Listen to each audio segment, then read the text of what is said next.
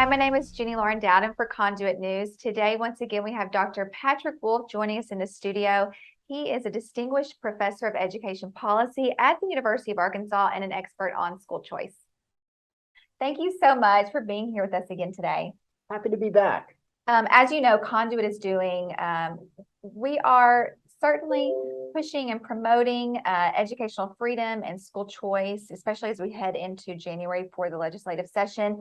We wanted to have you come in and debunk or walk us through certain topics that are covered regarding school choice.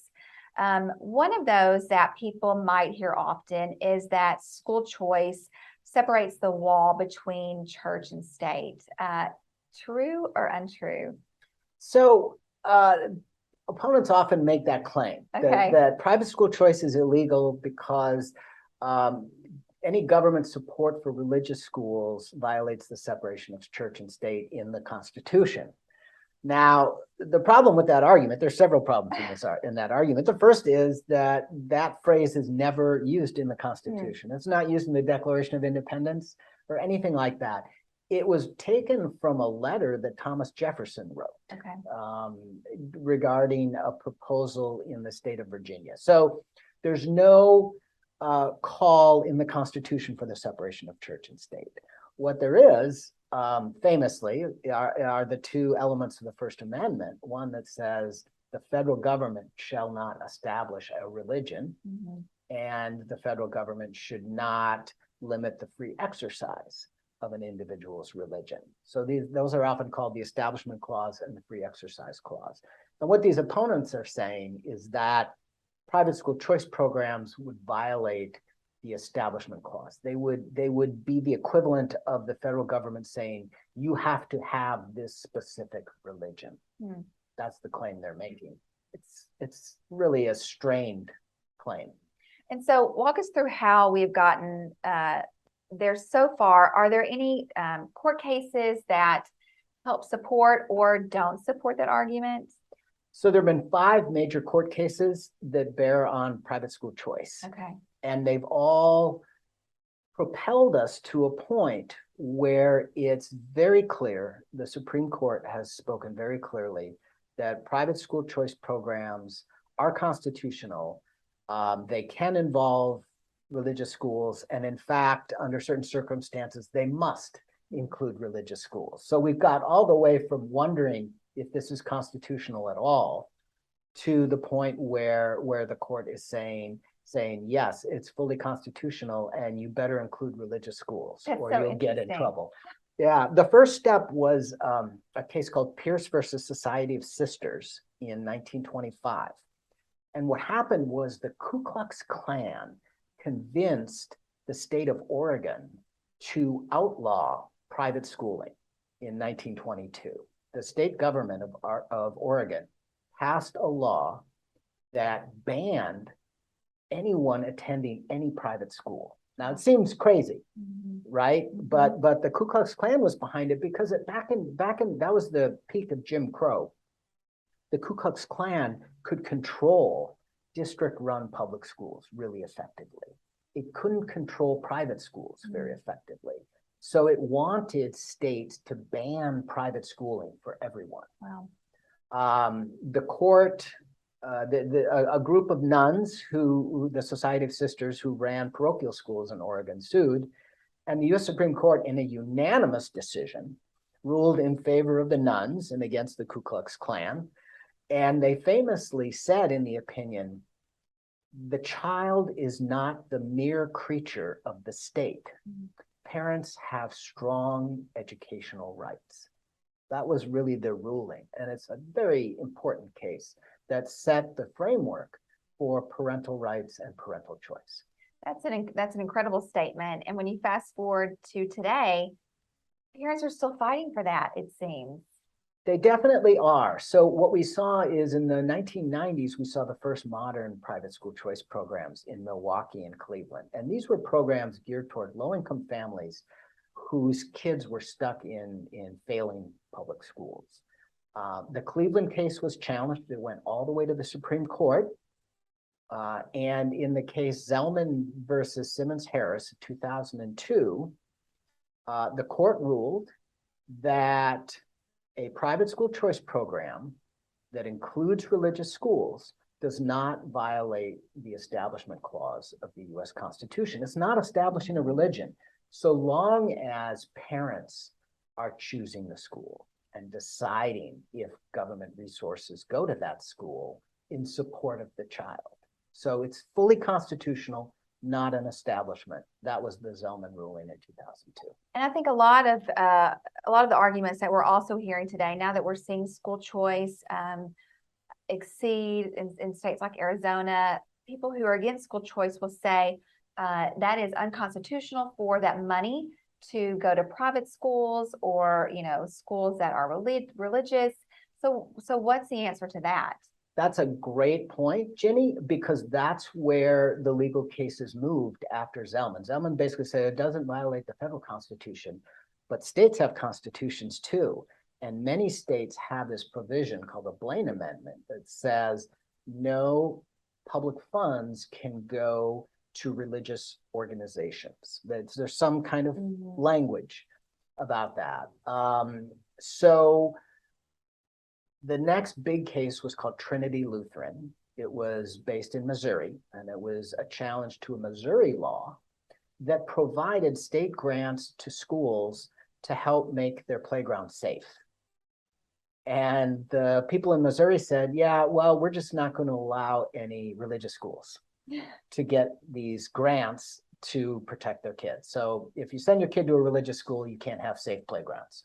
That's sort of the essence of it. And this Lutheran school, Trinity Lutheran, challenged that as an infringement of the free exercise of religion. Yeah. It's basically saying if you want safe schools, they can't be religious schools.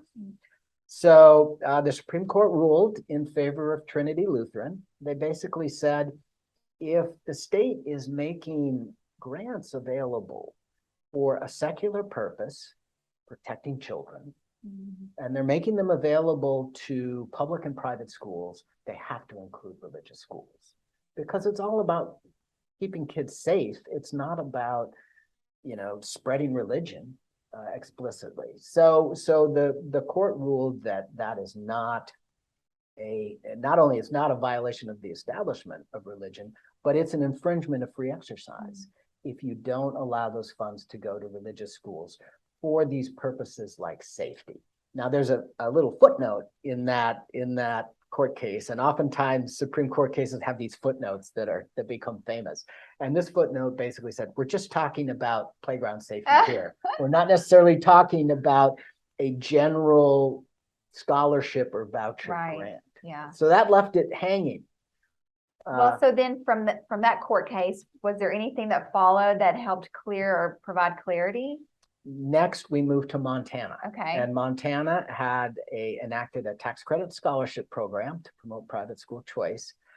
And the Montana Department of Revenue, the revenuers, the revenue bureaucrats in Montana were in charge of implementing this program. Probably bad design there.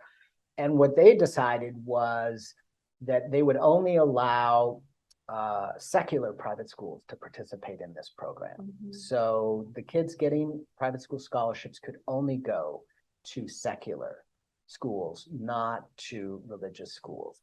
So several families who wanted to send their kids to Christian schools with these scholarships sued, and that became Espinoza, the Montana Department of Revenue. And Chief Justice John Roberts wrote for the majority. It was a slim majority in Trinity Lutheran, 5-4. It was a slim majority in Espinoza, 5-4. And he wrote that it is a violation of the Free Exercise Clause of the Constitution for states to provide private school choice scholarships for secular schools, but not for religious schools. He basically said, a state doesn't have to enact a choice program. If it enacts a choice program, it cannot exclude schools solely based on their religious status, their status as religious schools. But then Justice Gorsuch, in his concurring opinion, said, well, this avoids the question of the use of the funds for religious purposes. And so we haven't fully resolved this. So let's zoom in on Arkansas. But first we have to go to Maine. Okay. First we have to go to Maine. We're going all over Jenny, the place. Okay. Because Maine sealed the deal. Okay. And they pushed the envelope in such an extreme way by having a school choice program that provided scholarships, vouchers to kids attending some religious schools, but not other religious schools. And they justified it by saying, well, these religious schools that we favor are only religious in status. They don't actually behave like religious schools. They don't take their religion seriously. Can you imagine? These schools we're excluding, they're real religious schools. They actually teach the Bible. And so we're not gonna allow public funds to support kids being educated in real religious schools. Wow. So that connected with Justice Gorsuch's concern. And that led to the most recent case, 2022, Carson v. Macon. And the court ruled in a 6-3 decision that it's a trivial distinction between a school that is religious in status and a school that is religious in how it operates. And really an authentic religious school is one that teaches religion and doesn't just pretend. Right. So that fully vindicated all private school choice programs. They now can include religious schools, and in fact, they must include religious schools, even religious schools that are authentically religious, that believe what they say. Yes. So that is still then one of the arguments that we hear. You'll see that come up time and time again. Yeah, okay, but that money shouldn't go to any of these religious private schools. People are still saying that. But what you are saying is there is evidence and court cases that show you may feel that way. You may feel that you don't want any of this money to go to Christian schools or whatever, but that's not the case. That's not the law. The Supreme Court has made it clear that there's no constitutional foundation for challenges to these school choice programs. Parents are making the choices. I mean, the government isn't sending money directly to some schools and not others. They're giving it to parents. And in fact, in these cases like Montana and Maine, where the government started to do like industrial policy and pick winners and losers. Well, that school's too religious. Right. That's when you run afoul of the Constitution. It's when you just give parents resources and schooling options. Let them choose a religious school if they want. Let them not choose a religious school if they want. There's no illegality. There's no unconstitutionality. People are just making free choices in the best interest of their children. Incredible. Fantastic. Thank you for debunking that so well. Anything else you want to add? Just one thing. You might think, okay, well, no school choice program will ever get challenged legally again. But no, it still happens. Really? It happens. And these cases then have to go all the way through appeals courts and state Supreme Courts. And it's a big waste of time and resources. Because ultimately the Supreme Court's going to confirm their rulings. Right. School choice is constitutional, it is legal, so long as religious schools are included. The opposing side is saying it's illegal because religious schools are included. Supreme Court says no. Parents have to have that option because they might be a religious family. They might believe in these values and want their child to be educated in a values-rich environment that reflects their own values. So the constitutionality and legality is clear, but that's not going to stop the opposition from slowing things down and mucking up the gears by repeatedly challenging these programs in court. Well, as always, as you've said many times, let the parents decide. They know what's best for their kids. So thank you so much. We look forward to having you back on again soon. You're welcome.